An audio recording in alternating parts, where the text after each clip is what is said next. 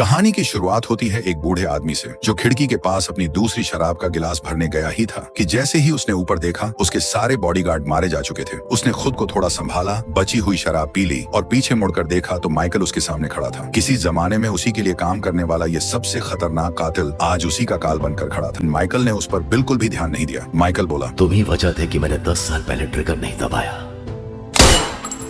Michael भले ही बूढ़ा हो गया हो, लेकिन शेर बूढ़ा होने पर भी शेर ही रहता है। माइकल MI6 का एक तगड़ा एजेंट था जिसे एक मिशन में बात न मानने की वजह से काम से निकाल दिया गया था। अपनी जान बचाने के लिए वो एक सुनसान लाइट हाउस में छिप कर रह रहा था। उसका पुराना साथी हर कुछ दिन में अपनी भतीजी जेसी के साथ समंदर किनारे आता था। जेसी खुद एक छोटी सी नाव चलाकर किनारे तक आती थी और माइकल के लिए दरवाजे पर राशन पानी रख जाती थी। लेकिन एक बार सामान देकर लौटते वक्त अचानक से भयंकर तूफान आ गया। वापस जाते टाइम जेसी गलती से पानी में गिर गई। पास ही खड़ा उसका चाचा समय रहते पानी में कूद नहीं पाया और नाव के साथ समंदर की लहरों में बह गया। ये देखकर माइकल तुरंत अपनी छोटी नाव लेकर उन्हें बचाने निकल पड़ा। जहां वो लोग गिरे थे वहां पहुंचकर माइकल ने सीधे पानी में छलांग मार दी। जेसी को ढूंढने के बाद उसने जल्दी से उसके चारों तरफ उलझी हुई जाल की रस्सियों को खोला। तभी उसने पीछे मुड़कर देखा कि उसका पुराना साथी अब दुनिया में नहीं रहा। कोई और रास्ता ना देखकर माइकल को पहले जेसी को ही बचाना पड़ा। सही बात तो ये रही कि नाव पर चढ़ने के बाद माइकल ने जेसी के पेट से समंदर का सारा पानी बाहर निकाल दिया। वो अब नहीं रहे।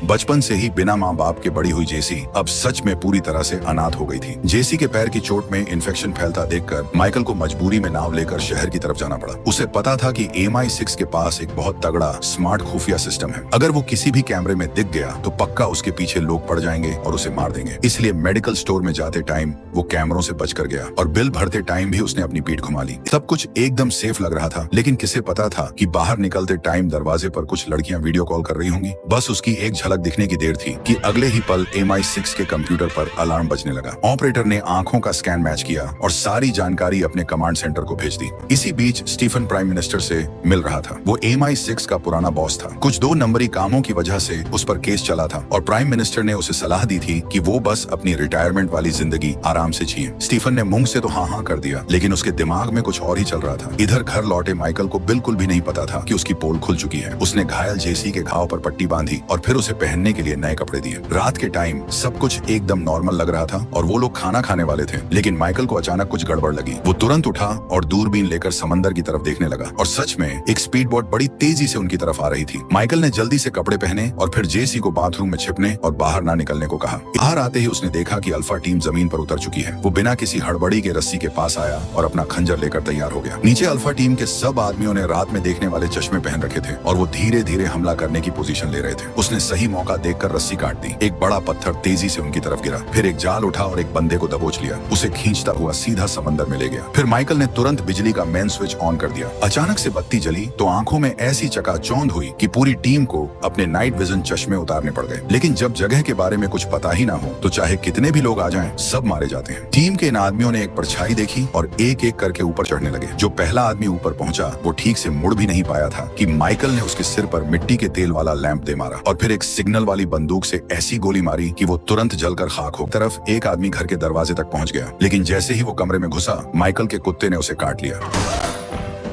2 गोलियां मारकर उस कुत्ते को खत्म करने के बाद वो आदमी बाथरूम में घुसा और उसने जेसी को खोज निकाला। जब जेसी को अगवा करके ले जाया जा रहा था, इन हमलावरों को निपटाने के बाद अचानक माइकल को जेसी की चीख सुनाई दी। उसने जमीन से बंदूक उठाई, एक गोली पैर पर मारी और दूसरी सीधे सिर में मार दी। एक भी फालतू गोली बर्बाद नहीं की। इसके बाद माइकल तेजी से दौड़कर वहां पहुंचा, लेकिन लाश पर लगे कैमरे ने उसका चेहरा रिकॉर्ड कर लिया। माइकल ने तुरंत लाश को घुमाया और उसके शरीर से सारे गैजेट निकाल लिए। उसने जेसी को वहीं थोड़ी देर रुकने को कहा और खुद कुत्ते को साथ ले जाने के लिए कमरे में वापस गया। लेकिन उसने ये नहीं सोचा था कि कुत्ता अब इस दुनिया में नहीं रहा। अब जब वो पकड़े जा चुके थे तो और छिपने का कोई फायदा नहीं था। इसलिए माइकल ने अपने एक करीबी दोस्त को फोन मिलाया और मिलने का टाइम और जगह पक्की कर। MI6 का कमांड सेंटर भी अभी अभी हुई इस घटना को देखकर सन्न रह गया था। अपने काम को पूरा करने के लिए बॉस ने अपने लोगों से कहा कि घटना स्थल के सबसे करीब जो भी एक्टिव एजेंट है उसे काम पर लगाओ और उसे माइकल को रोकने और खत्म करने का ऑर्डर दे दिया। इसके बाद वो अकेली मेन सर्वर वाले कमरे में गई। वहाँ बैठी कंप्यूटर वाली ने उसे बताया कि पहले जो आतंकवादी की पहचान सामने आई थी थी वो एकदम फर्जी थी। किसी ने चुपके से कंप्यूटर का कोड बदल दिया था ताकि जैसे ही माइकल की फोटो आए सिस्टम अपने आप उसे आतंकवादी बता दे। असल में माइकल तो एक टॉप क्लास का एजेंट था। बॉस का दिमाग चकरा गया कि आखिर ऐसा क्यों है। उसने कंप्यूटर वाली से इसकी तह तक जाने को कहा ताकि पता चल सके कि इसके पीछे किसका हाथ है। उसे इस बात का रत्ती भर भी अंदाजा नहीं था कि उसके सारे प्लान पहले से ही स्टीफन की स्क्रीन पर एक एक सीन के साथ लाइव चल रहे थे। स्टीफन ने जैसे ही देखा कि MI6 ने एक नया एजेंट भेजा है, उसने तुरंत उसे एक खुफिया मैसेज भेजा कि मैं तुम्हारा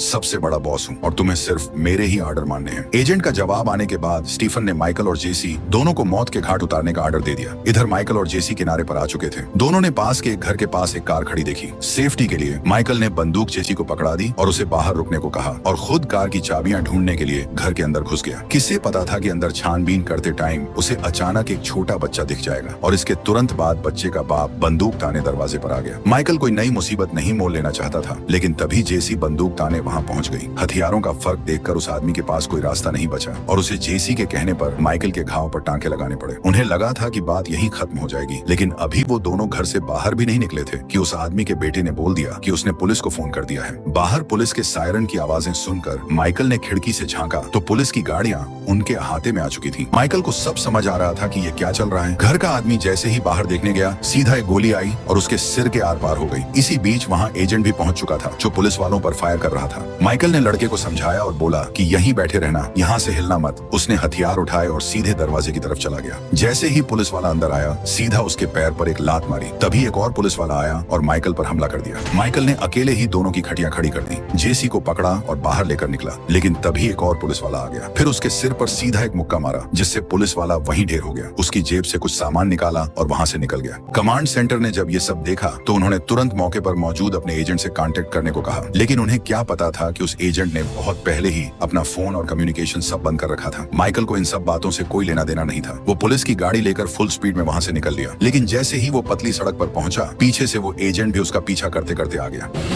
ये तो मानना पड़ेगा कि वोल्वो कार टक्कर सहने में बहुत मजबूत होती है। पीछे आ रहे एजेंट ने हार ना मानते हुए 2 गोलियां दागी, लेकिन जब देखा कि इसका कोई असर नहीं हो रहा है तो उसने फुल एक्सीलेटर देकर सीधे कार को पीछे से टक्कर मार दी। लेकिन उसकी इस हल्की फुल्की टक्कर से वोल्वो कार का बाल भी बांका नहीं हुआ। देखकर कि पीछे वाला एजेंट काफी परेशान हो चुका है, माइकल ने अपनी गाड़ी की तेजी से ब्रेक मारा और गाड़ी को धीमा कर लिया। फिर स्पीड बढ़ाते हुए एजेंट को सीधा पीछे से धक्का दे दिया और तब तक रुका नहीं जब तक नितिन गडकरी का इथेनॉल का मोए मोए ना हो गई। जल्दी ही माइकल अपनी कार को एक लकड़ी के कारखाने में ले गया और दोनों एक दूसरी गाड़ी लेने के लिए नीचे उतरे। इधर वो एजेंट मरा तो नहीं था, लेकिन उसे बहुत भारी अपमान सहना पड़ा था। वो बंदूक लेकर सड़क पर जा रहे किसी अनजान आदमी की कार लूटना चाहता था, लेकिन किसे पता था कि पीछे से जल्दी ही पुलिस की एक गाड़ी आ जाएगी। वो पहले से ही गुस्से में पागल हो रहा था और सामने से पुलिस को आता देखकर उसने बिना कुछ सोचे समझे उन्हें सीधा जमीन पर सुला दिया। इधर MI6 का बॉस स्क्रीन पर माइकल को देखकर गहरी सोच में डूब गया था। उसने तुरंत पुराने बॉस स्टीफन को फोन घुमाया और पूछना चाहा कि आखिर इस माइकल की पूरी कहानी क्या है। उसने जल्दी से बात को घुमाते हुए समझाया कि माइकल ने एक बार एक सीक्रेट मिशन में बात नहीं मानी थी और सरकार जिस बंदे को मारना चाहती थी उसे उसने जाने दिया था और फिर वो खुद भी गायब हो गया। ये आदमी बहुत खतरनाक है और अब जब उसका पता चल ही गया है तो उसे पूरी ताकत लगाकर खत्म करना ही होगा। स्टीफन की बातों पर बॉस को पूरी तरह से भरोसा नहीं हुआ। फोन काटने के बाद वो कंप्यूटर वाले के पास गई और उससे एक पेन ड्राइव ली। वापस आकर जब उसे खोला तो उसमें वही मिशन था जिसमें स्टीफन के कहने पर माइकल ने काम किया था। फाइलों से पता चला कि माइकल ने ईरान के एक साइंटिस्ट को इसलिए नहीं मारा था क्योंकि उसने